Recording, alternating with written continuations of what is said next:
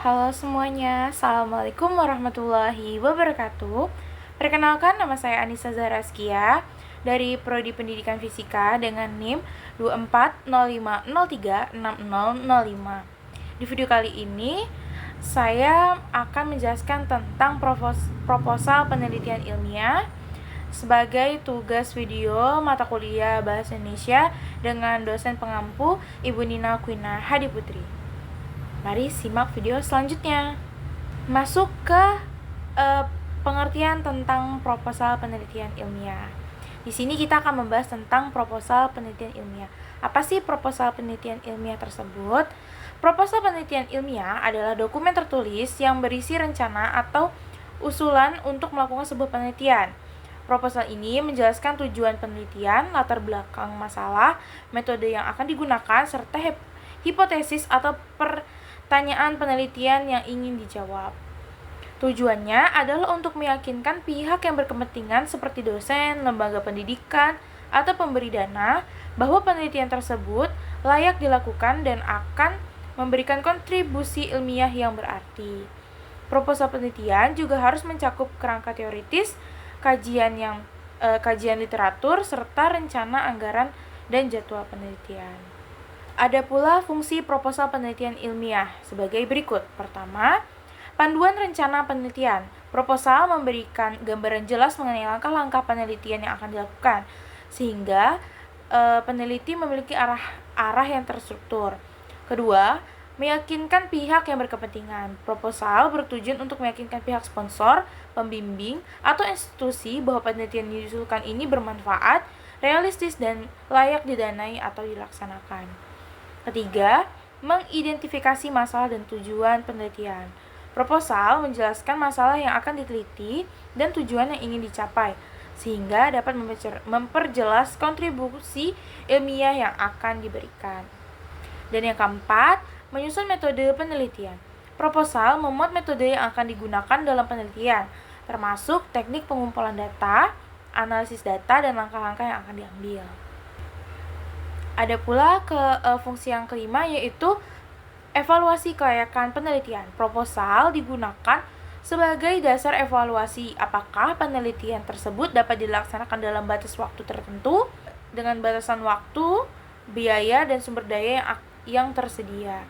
Lalu yang keenam, dokumentasi dan referensi. Proposal berfungsi sebagai catatan resmi yang mendokumentasikan rencana penelitian untuk keperluan administrasi dan pengawasan. Ada pula jenis-jenis proposal penelitian ilmiah yang dapat diklasifikasikan berdasarkan tujuan, pendekatan, dan sifat penelitiannya.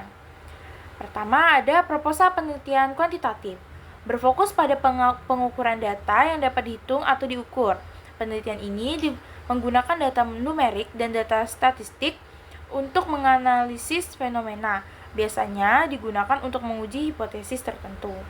Lalu ada proposal penelitian kuantitatif, yang bertujuan untuk memahami fenomena perspektif subjek penelitian. Penelitian ini menggunakan data non-numerik seperti wawancara, observasi, dan dokumen. Pendekatan ini sering digunakan untuk memahami konteks atau makna sosial. Lalu ada penelitian tindakan atau action research. Penelitian ini dilakukan untuk memecahkan masalah praktis dalam konteks tertentu, seperti di sekolah, perusahaan, ataupun komunitas. Penelitian ini berpartisipan bekerja sama untuk menemukan solusi dan melakukan tindakan yang berdasarkan hasil penelitian. Lalu ada proposal penelitian eksperimen. Penelitian yang dilakukan untuk menguji hubungan sebab akibat antar variabel-variabel tertentu yang melakukan eksperimen. Biasanya melibatkan kelompok kontrol dan kelompok eksperimen untuk melihat hasil dari perbedaan tersebut. Lalu ada proposal penelitian deskriptif. Penelitian ini bertujuan untuk menggambarkan karakteristik suatu fenomena atau populasi. Penelitiannya mendeskripsikan apa yang terjadi tanpa mencari hubungan sebab akibat. Lalu ada proposal penelitian eksploratif. Digunakan ketika penelitian mencoba mengeksplorasi area yang belum banyak diteliti. Tujuan utamanya adalah untuk mendapatkan wawasan awal atau menemukan potensi variabel atau hubungan yang dapat diteliti lebih lanjut. Lalu ada proposal penelitian evaluatif. Penelitian ini bertujuan untuk menilai efektivitas suatu program, kebijakan, atau intervensi. Biasanya dilakukan setelah program atau kebijakan tersebut diimplementasikan. Dan yang terakhir ada proposal penelitian pengembangan atau developmental research. Penelitian ini bertujuan mengembangkan produk, model, ataupun sistem baru. Misalnya pengembangan kurikulum pendidikan atau teknologi baru. Masuk ke penjelasan terakhir yaitu struktur penulisan proposal penelitian ilmiah. Biasanya terdiri dari berbagai bagian yang sistematis dan terorganisir. Berikut ini adalah struktur umum yang sering digunakan dalam proposal penelitian ilmiah. Yang pertama ada judul penelitian. Judulnya itu singkat, jelas, dan menggambarkan fokus utama dari penelitian tersebut. Lalu yang kedua adalah latar belakang, menjelaskan masalah atau fenomena yang menjadi fokus penelitian, menguraikan alasan pentingnya penelitian dilakukan serta konteks dari permasalahan yang dihadapi. Lalu yang ketiga ada rumusan masalah, pertanyaan penelitian atau masalah spesifik yang akan dijawab melalui penelitian, biasanya dalam bentuk pertanyaan atau pernyataan yang jelas. Tujuan penelitian menjelaskan apa yang ingin dicapai melalui penelitian, baik secara umum maupun secara luas. Yang kelima, ada manfaat penelitian, menguraikan kontribusi yang akan diberikan oleh penelitian, baik dari sisi teoritis atau pengembangan ilmu pengetahuan maupun praktis, yaitu pemecahan masalah nyata. Lalu ada kajian pustaka, ulasan teoritis dan penelitian terdahulu yang relevan dengan topik penelitian, menunjukkan posisi penelitian dalam konteks pengetahuan yang ada dan yang ingin diisi. Lalu masuk ke 7 yaitu kerangka teoritis, menjelaskan teori-teori yang menjelaskan landasan penelitian. Biasanya disertai dengan model atau kerangka berpikir yang membantu memahami variabel dan hubungannya. Kedelapan, hipotesis, itu jika ada atau opsional. Untuk penelitian kuantitatif atau eksperimen, hipotesis adalah dugaan sementara yang akan diuji dalam penelitian. Lalu ada metode penelitian. Pendekatan penelitian seperti pendekatan penelitian, jelaskan apakah penelitian menggunakan pendekatan kuantitatif, kualitatif, atau campuran.